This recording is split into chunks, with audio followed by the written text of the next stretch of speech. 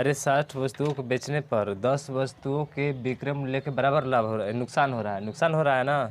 इसका मतलब कि हानि हो रहा है। तो जो 60 वस्तु है देखो किस पे हो रहा है, 10 वस्तुओं के विक्रय मूल्य है ना। तो इसका मतलब है कि 60 जो होगा वो विक्रय मूल्य होगा। तो विक्रय मूल्य कितना हो जाएगा, 60 रुपया, ठीक है। और 10 वस्तु के विक्रय मूल्य के बराबर क्या हो रहा है, नुकसान, यानी कि हानि का मान हो जाएगा। ये विक्रय मूल्य के बराबर हो रहा है ना, और वो हानि हो रहा है उसको, तो हानि बराबर हो जाएगा कितना, तो हानि बराबर हो जाएगा 10। अब बताओ, कम में खरीदा होगा, ज़्यादा में खरीदा होगा, कम में बेचा होगा, तभी तो हानि होगा ना उसको। इसका मतलब कि खरीदा कितने में होगा, तो आप कहेंगे सर 50 रुपये में। कितने रुपये में, 50 कर रहे हैं, 70 रुपये में खरीदा होगा ना, 70 रुपये में खरीदा होगा, 60 में बेचा होगा, तभी तो 10 का हानि होगा। ऐसे तो फार्मूला हम नहीं लिख रहे हैं, सिर्फ ऐसे अपने तरफ से अनुमान लगा के बता रहे हैं तुम लोगों को। ऐसे भी अनुमान लगा कर आ जाएगा, हमारा फार्मूला उसी तरह से न बनता है। कब लाभ होता है कब हानि होता है, तो ऐसे अनुमान लगा सकते हो। यानी कि क्रय मूल्य कितना रहा होगा, 70 रहा होगा।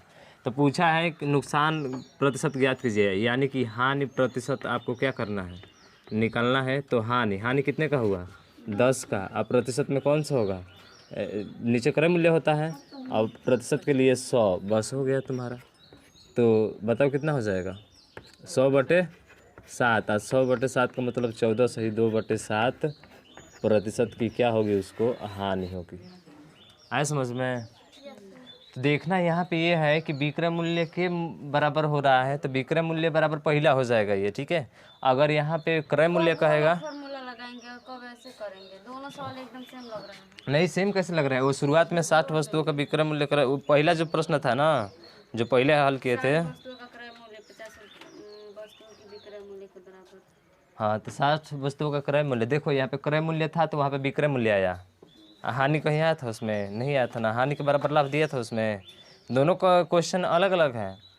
उसमें था कि 60 वस्तुओं का क्रय मूल्य 50 वस्तुओं के विक्रय मूल्य के बराबर है, तो लाभ या हानि प्रतिशत ज्ञात कीजिए। तो उसके बाद से उसमें क्या कहे थे हम, फार्मूला क्या लिखा थे, खरीदा माइनस बेचा बटा बेचा गुणे 100, उस पर कर लेते थे, आ जाता था। लेकिन इस बार बोल रहा है कि 60 वस्तुओं को बेचने पर 10 वस्तुओं के विक्रय मूल्य के बराबर नुकसान होता है। यहाँ पे नुकसान दे दिया है, ये भी विक्रय मूल्य के रूप में दिया है, बेचने पर दिया है ना, और ये भी विक्रय मूल्य दिया है, और ये भी किसके बराबर हो रहा है, बराबर यहाँ पे आया है, और वहाँ पे बराबर था तुम्हारा, देखो बराबर तो था उसमें, लेकिन एक क्रय मूल्य था तो दूसरा क्या था, विक्रय मूल्य था, इसलिए वो फार्मूला लगा रहे थे। लेकिन इसमें जो है आप हमेशा, अगर यहाँ पे विक्रय मूल्य के बराबर लाभ हो रहा है तो पहला वाला विक्रय मूल्य होगा, और दूसरा वाला नुकसान का है तो हानि होगा, और फायदा का है तो लाभ होगा। जैसे दूसरा प्रश्न था, दूसरा प्रश्न ये था कि 100 वस्तुओं को बेचने, कौन सा था जी, हाँ, 100 वस्तुओं को बेचने पर 20 वस्तुओं के क्रय मूल्य के बराबर लाभ होता है। तो यहाँ पे देखो 100 था, यहाँ पे क्या था आपका, 100 वस्तुओं को बेचने पर 20 वस्तुओं के, अब विक्रय मूल्य की जगह पे क्या कर दिया इसने, क्रय मूल्य बोल दिया है। यही क्वेश्चन है ना अगला, हाँ, क्रय मूल्य के बराबर क्या होता है, लाभ होता है। इस नुकसान की जगह पे क्या बोल दिया इसने, लाभ बोल दिया। तो पूछा है होता है तो लाभ प्रतिशत ज्ञात कीजिए, तो आसान है। अब इस बार क्या होगा, तो क्रय मूल्य दिया है ना ये, तो इस बार ये जो होगा क्या होगा, क्रय मूल्य होगा। 100 जो होगा क्या होगा यहाँ पे, क्रय मूल्य होगा। तो क्रय मूल्य यहाँ पे नोट कर लो, तो क्रय मूल्य बराबर 100 हो गया, और उसको लाभ हो रहा है, तो लाभ बराबर कितना हो जाएगा, लाभ दिया है कितना हमारा, तो लाभ देखिए 20 दिया है, 20 दिया है, तो लाभ प्रतिशत नहीं निकाल सकते हो, निकाल सकते हैं सर। लाभ प्रतिशत बराबर लाभ हो रहा है 20 का, क्रय मूल्य कितना है 100, गुणे 100, तो बताओ कितने प्रतिशत का होगा, 20% का होगा। सिंपल सा बात है, समझ गए ना। हाँ, तो इसमें तो कोई दिक्कत नहीं है। तो क्रय मूल्य के बराबर अगर लाभ हो रहा है या हानि हो रहा है, तो पहला वाला क्रय मूल्य और दूसरा वाला जो लाभ हो रहा है तो लाभ हो जाएगा, हानि हो रहा है तो हानि हो जाएगा। इस तरह से कर लेंगे, आसानी से आ जाएगा। है समझ में, नहीं आया। ये बोल रहा है ना कि 60 वस्तुओं को बेचने पर 10 वस्तुओं के क्रय मूल्य, सिर्फ यहाँ पे ध्यान देना है, क्रय मूल्य के बराबर क्या हो रहा है, नुकसान हो रहा है। तो नुकसान का मतलब हानि हो गया ना, तो जो बाद वाला है वो हानि होगा। तो बताओ कितना का हानि हुआ है इसको, तो हानि जो हो गया 10 हो गया। और क्या बोल रहा था इसने, क्रय मूल्य। तो जो पहले क्रय मूल्य बोला है वो पहले वाला क्या होगा, क्रय मूल्य होगा। तो ये हो गया क्या, अगर वहाँ पे विक्रय मूल्य बोलता तो विक्रय हाँ वहाँ पे विक्रय मूल्य बोलेगा, यहाँ पे तो विक्रय मूल्य हो जाएगा। क्रय मूल्य बोला है तो क्या होगा, क्रय मूल्य होगा। बस अब रख दो। तो क्रय मूल्य कितना मिला है, 60। अब हमें क्रय मूल्य चाहिए हानि या लाभ प्रतिशत निकालने के लिए। तो हानि प्रतिशत बराबर क्या होता है, तो सर हानि प्रतिशत बराबर होता है, हानि कितना है 10 का, अब बटे क्रय मूल्य। तो क्रय मूल्य कितना है 60, अब प्रतिशत के लिए 100। तो ये 0 से 0 क्या हो गए, कट गए। 2 तिया 6 और 2 50 से 100, यानी कि 50/3। अब 50/3 का मतलब 16 सही 2/3 प्रतिशत। यही क्या होगा हमारा राइट आंसर होगा। अब यहाँ पे विक्रय मूल्य दिया होता तब न क्रय मूल्य निकालते हैं, और नहीं दिया है तो नहीं निकालेंगे। तब इससे आसान क्या हो सकता है, ये तो जुबान से ऐसे देख कर सवाल को हल कर सकते हो सीधा। यहाँ पे सीधा 10/60 1/6 हो जाएगा। 1/6 का कितना परसेंट होता है, 100 से गुणा कर दो, 50/3 16 सही 2/3। हाँ अच्छा, कौन चीज़ के लिए दिमाग नहीं चाहिए तनी यही बताओ तो। कोई ऐसी चीज़ें हैं जिसके लिए दिमाग नहीं चाहिए, हर चीज़ के लिए दिमाग चाहिए तुम्हारे पास, ठीक है। बिना दिमाग के कुछ भी नहीं होता। चलो एक सवाल लिखो इसी पे, एक सवाल और अच्छा सा लिखो थोड़ा, देखो तो इसको जल्दी से आ जाना चाहिए। विक्रय मूल्य देगा तो क्रय मूल्य वहाँ पे निकालोगे, नहीं दिया रहेगा तो सीधा सीधा इसका बट्टा में करके 100 से गुणा करके पटक दे आंसर ला देंगे हम लोग, ठीक। हाँ लिखो, एक सवाल लिखो। 25 मीटर कपड़े बेचने पर एक दुकानदार को 25 मीटर कपड़े बेचने पर एक दुकानदार को 25 मीटर कपड़े बेचने पर एक दुकानदार को 5 मीटर कपड़े के दुकानदार को 5 मीटर कपड़े के विक्रय मूल्य के बराबर लाभ होता है। हाँ, दुकानदार को 5 मीटर कपड़े के विक्रय मूल्य के बराबर लाभ होता है, विक्रय मूल्य के बराबर लाभ होता है। तो दुकानदार का प्रतिशत ज्ञात करें। तो दुकानदार का लाभ प्रतिशत ज्ञात करें, या प्रतिशत लाभ ज्ञात करें, ऐसे लिख लो। दुकानदार का प्रतिशत लाभ ज्ञात करें, प्रतिशत लाभ ज्ञात करें। चलो फटाक दे जल्दी से आंसर बता, तो देर नहीं होना चाहिए, तुरंत जल्दी बताओ इसका। चलो देखो क्या कहा था उसने कहा था कि 25 मीटर जो है कपड़े बेचने पर दुकानदार को 5 मीटर कपड़े के विक्रय मूल्य के बराबर लाभ हो रहा है। तो विक्रय मूल्य बराबर कितना हो जाएगा 25, पहला जो हो जाएगा विक्रय मूल्य बराबर 25 मीटर है ना। हाँ, उसके बाद से कह रहा है कि लाभ हो रहा है, तो दूसरा वाला क्या हो जाएगा लाभ। तो लाभ बराबर कितना दिया है उसमें 5 दिया है। अब बताओ लाभ हुआ होगा, इसका मतलब कि कम में खरीदा होगा और अधिक में क्या किया होगा, बेचा होगा। तो कम में खरीदा होगा अधिक में बेचा है, अब बेचा तो अधिक में है, कम में खरीदा होगा, तो 5 इसमें से क्या कर लेंगे, घटा लेंगे। तो यानी कि क्रय मूल्य कितना हो जाएगा, तो आप कहेंगे सर 20 हो जाएगा। क्रय मूल्य कितना होगा 20। अब बताओ लाभ प्रतिशत का फार्मूला क्या होता है, तो आप कहेंगे सर लाभ कितने का हो रहा है 5 का हो रहा है, और क्रय मूल्य कितना है आपका 20 है, आप प्रतिशत के लिए 100। तो 20 बचे 100, आप 5 बचे 25, तो कितना परसेंट हो जाएगा 25% हो जाएगा। है समझ में आ रहा है कंगना। यहाँ पे 25 रुपये में बेचा है और लाभ हो गया 5 का, ये इसका मतलब खरीदा कम में होगा। कोई भी चीज़ हम लोग कम में खरीदते हैं और अधिक में बेचते हैं तो लाभ होता है ना। हाँ, तो वही है, विक्रय मूल्य बेच रहा है इतना में और लाभ 5 रुपये का हो रहा है, इसका मतलब कि इसमें से घटाएंगे तो हमारा क्रय मूल्य मिलेगा और वो कम में खरीदा होगा। अरे समझ में शेख। हाँ, तो बस उसके बाद से तो खरीदा कितना में होगा 20 में। अब प्रतिशत के लिए क्या करते हैं, ऊपर होता है लाभ कितने का हो रहा था 5 का, क्रय मूल्य नीचे होता है तो क्रय मूल्य कितना है 20, अब प्रतिशत के लिए गुणे कितना करते हैं 100, 20 25 100, अब 5 बचे 2 5%, 25%, ठीक है। ये इस तरह से हो जाएगा। तो अगला सवाल लिखो, एक और सवाल लिखो अच्छा सा। 1 दर्जन बाल पेन बेचने पर 1 दर्जन बाल पेन बेचने पर बाल पेन की बाल पेन 1 दर्जन बाल पेन बेचने पर एक दुकानदार को एक दुकानदार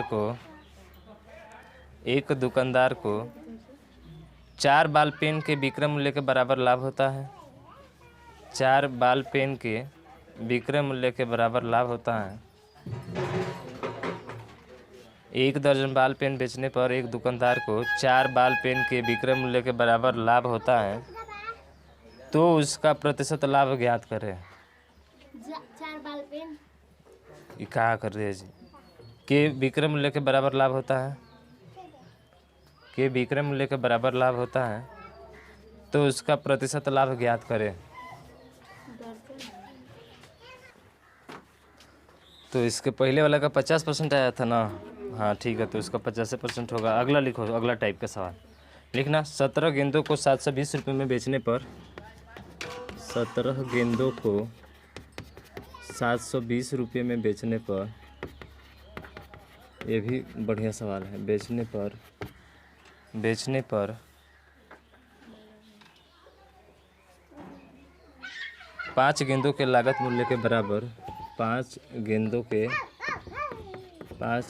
के लागत मूल्य के बराबर, लागत का मतलब हाँ लागत मूल्य के बराबर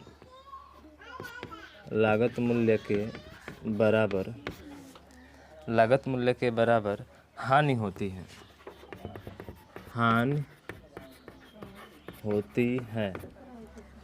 होती है, तो प्रति बाल लागत मूल्य ज्ञात कीजिए।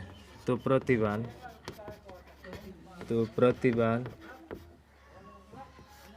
लागत मूल्य ज्ञात कीजिए। तो प्रति बाल लागत मूल्य ज्ञात कीजिए।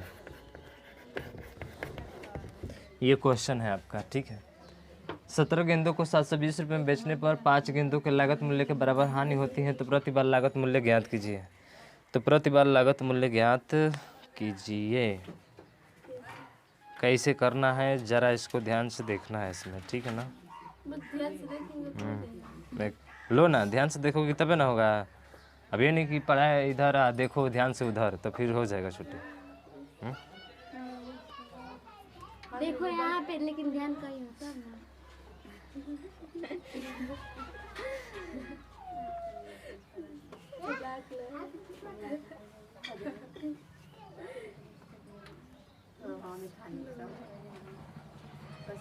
अच्छी बताओ, वही चीज़ें हैं, सवाल थोड़ा सा इसमें चेंज किया है हल्का सा। यहाँ पे 17 गेंद दे दिया है, यही थोड़ा दिक्कत है, समझ रहे हो ना।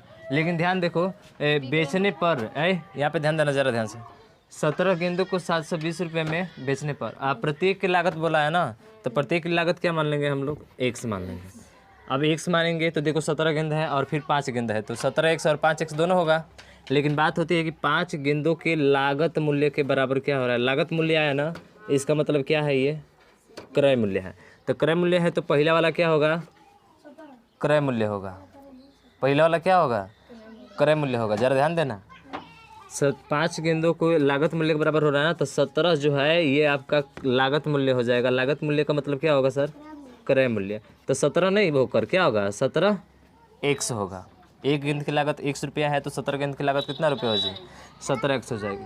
और 720 रुपये में बेच रहा है, तो बेच रहा है इसका मतलब ये सीधा क्या होगा, विक्रय मूल्य होगा। यानी कि SP बराबर क्या हो जाएगा, 720 रुपया। और उसको क्या हो रहा है, और उसको 5 कहाँ पे, हाँ 5 गेंदों के बराबर क्या हो रही है, हानि। तो जो हानि की जगह पे आएगा वो कौन सा आएगा, 5, वो हानि की जगह पे हो जाएगा। तो हानि बराबर कितना हो जाएगा, 5x हो जाएगा। हानि बराबर क्या, हाँ 5x। अरे 1 गेंद x माने हैं, तो 17 गेंद 17x, तो 5 गेंद 5x नहीं होगा। ये दोनों आपके क्या हैं, गेंद है ना। हाँ तो इसलिए दोनों यहाँ पे अब x होंगे। बस अब हानि का फार्मूला लगाना है और सवाल को हल कर लेना है। हाँ हानि का फार्मूला लगाओ, तो बताओ हानि बराबर क्या होता है।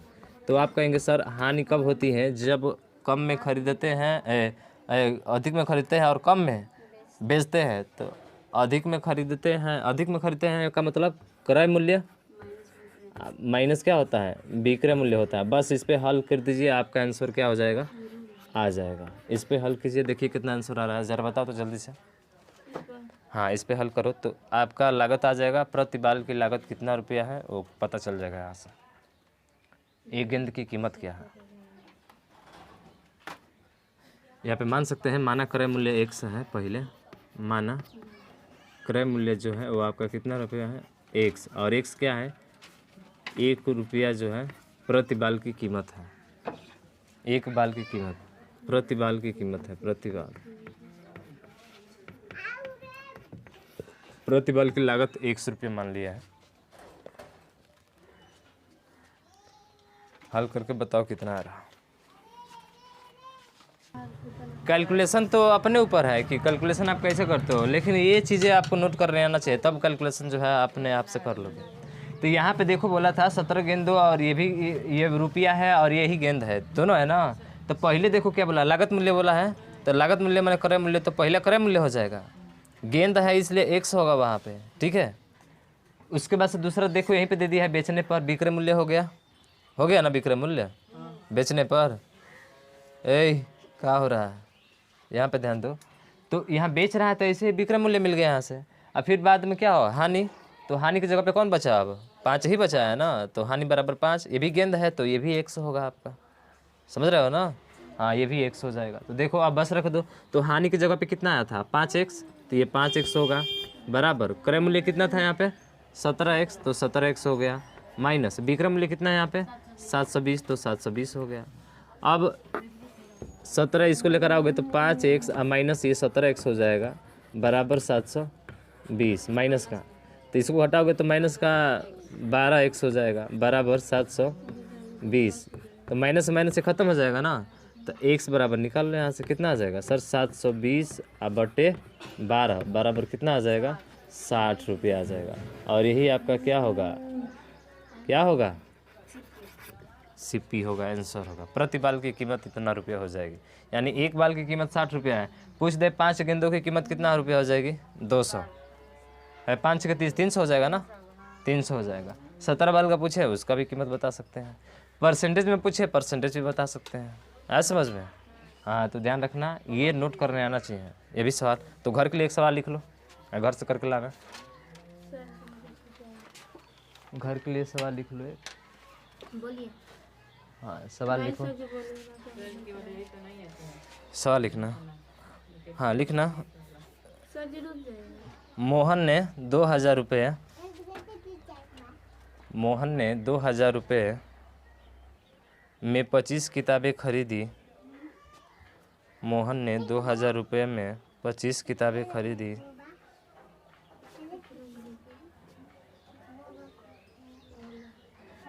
₹2000 में 25 किताबें खरीदी, और उन्हें 5 किताबों के